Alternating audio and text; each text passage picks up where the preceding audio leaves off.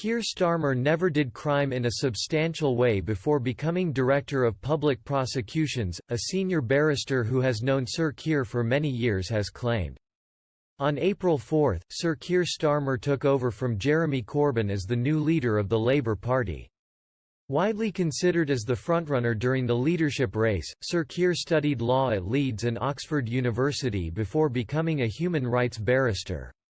He later worked as human rights advisor to the Policing Board in Northern Ireland, monitoring compliance of the Police Service of Northern Ireland (PSNI) with the Human Rights Act, and in 2008 he was appointed Director of Public Prosecutions (DPP) and head of the Crown Prosecution Service for England and Wales.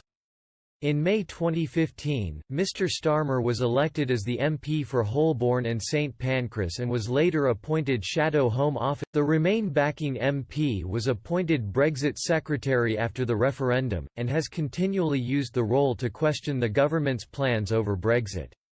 As many Labour supporters wonder whether he will be able to restore the party's electability after its worst general election defeat since World War II, a senior barrister who has known Sir Keir for many years has shed some light on his personality and past.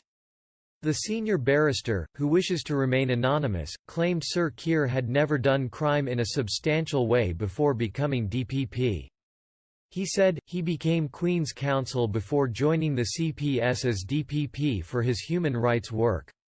Keir never did crime in a substantial way pre-DPP, but he got a fair few cases under his belt before he applied for the role. He is best known for helping the protesters in the McDonald's libel case as amicus. At time the case saw environmental activists Helen Steele and David Morris up against McDonald's, who claimed a fact sheet critical of the company handed out by the activists was libelous. The source added, when he went into the CPS he brought with him that zeal to include, and it kind of bit him on the ass at the start. He went around the country to all the CPS outlets saying if your morale is low just email me. I am your DPP and will deal with it, I want to listen. Problem is everyone did get back to him and he couldn't reply to everyone. He may have learned from that. When asked about his victory, a spokesman for the Criminal Bar Association told Express.co.uk that it was looking forward to continuing its cross-party engagement on matters relating to the criminal justice system with Sir Keir. The spokesman said, currently it is too early to make any judgment on the quality, but it is reassuring for parliamentary democracy and the rule of law that he has already built around him a strength in depth across key shadow cabinet justice and wider constitutional advisory positions.